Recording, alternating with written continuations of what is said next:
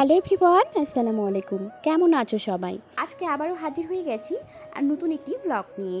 নতুন একটি দিনে, নতুন একটি ব্লগে, নতুন একটি সকালে তোমাদের আবারও ওয়েলকাম জানিয়ে আমার এই আজকের ভিডিওটি শুরু করছি। আজকে আসবে বাড়িতে আব্বু আম্মু, সে কারণে কিন্তু খুব সকাল সকাল উঠে গেছি। উঠে কিন্তু সারা বাড়ি ঝাড় দিয়ে চলে আসলাম ঘরে। এখন এসে কিন্তু হাজব্যান্ডকে ডেকে দিয়ে প্রথমে জানালাগুলো খুলে নিয়ে জানালার পর্দাগুলোকে ডেকোরেশন করে নিচ্ছি। হাজব্যান্ডকে ডেকে দিলাম মাংস আনার জন্য, কিন্তু দেখো এখন পর্যন্ত কিন্তু এপাশ ওপাশ করে ঘুমাচ্ছে। আমি কিন্তু জানালাগুলো খুলেই আগে দেখো সাজিয়ে নিয়েছি। আর যেহেতু জানালাগুলো খুলে নিয়েছি সে কারণে কিন্তু তার ঘুমটা একদম ভেঙে গেছে, কারণ ওই যে জানালা দিয়ে আলো আসতেছে বলে বেশিক্ষণ আর ঘুমোতে পারেনি। তারপরে কিন্তু বাবুও উঠে গেছে, উঠে দুই বাপ ছেলে চলে গিয়েছে রান্নাঘরে। আম্মু আছে রান্নাঘরে। আম্মু এখন আমাকে আজকে মাটির উনানটা লেপে দিচ্ছিল। আসলে আম্মু অনেক সুন্দর মাটির উনান লেপে। আম্মু বলছিল তুমি যেহেতু ঘরের কাজগুলো করছো তাহলে আমি এদিকে উনানটাকে লেপে দিই। প্রায় সময় আমি উনানটাকে লেপি, কিন্তু আম্মুর মতো একদম আমার কাছে হয় না। তো দেখো এদিকে কিন্তু এখন সব কিছু ড্রেসিং থেকে র্যাক পর্যন্ত সমস্ত কিছু পরিষ্কার পরিপাটি করে নিব।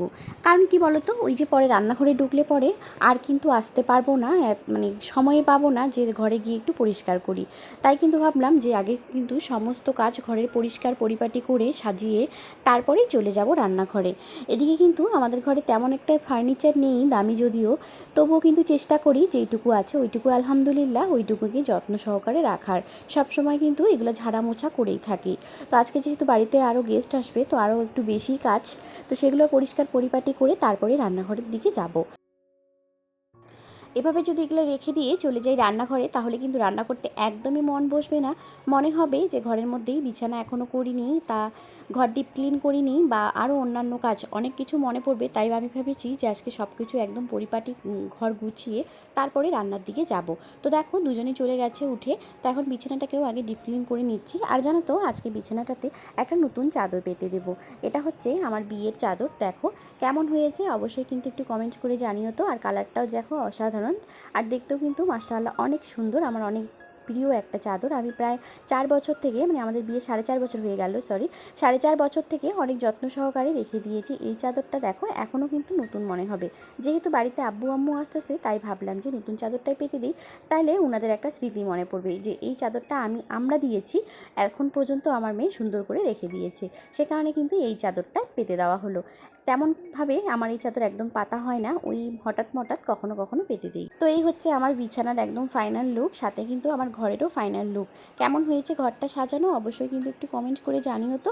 আর যারা আজকে আমার পেজে নতুন এসেছো প্লিজ পেজটাকে, যারা নতুন ভিজিট করতেছো প্লিজ পেজটাকে ফলো করে দিও। আর যারা ফলো করে দিয়েছো অলরেডি তাদেরকে অসংখ্য ধন্যবাদ। আর যারা এখন পর্যন্ত লাইক করোনি তারা প্লিজ একটা লাইক করে কন্টিনিউ করার চেষ্টা করো। তো আমার ঘরে যেহেতু এখনও কালার পট্টি কিছুই করা নেই, তার জন্য কিন্তু ঘরটা তেমন একটা ভালো দেখা যাচ্ছে না, কিন্তু যেভাবেই আছে ওভাবেই থাক।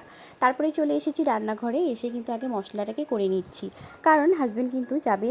তো দেখো হাজব্যান্ডের জন্য আগে সাদা ভাত করে নিয়েছি, কারণ আজকে বাড়িতে পোলাও হবে আর হাজব্যান্ড কিন্তু একদম পোলাও খায় না।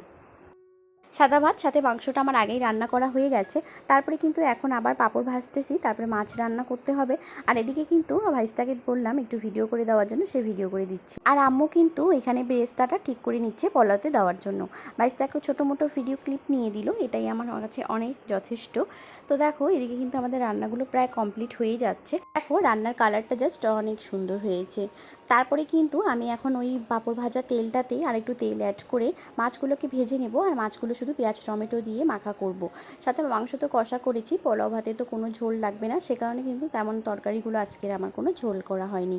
কিন্তু আলু ভাজাটা হয়ে গেছে। আর আলু ভাজাটা যেহেতু একটু ঠান্ডা হয়ে গেছিলো সে কারণে আবার একটু উনানে বসিয়ে দিলাম, মানে নিভা উনুনেই একটু বসিয়ে দিয়েছি হালকা ফুলকা গরম হওয়ার জন্য। এদিকে মাছ মাংস পোলাও সব কিছু রান্না করা হয়ে গেছে। তারপরে আব্বু নামাজ পড়ে চলে এসেছে, এসে কিন্তু আব্বুকে খাইতে দিয়েছি।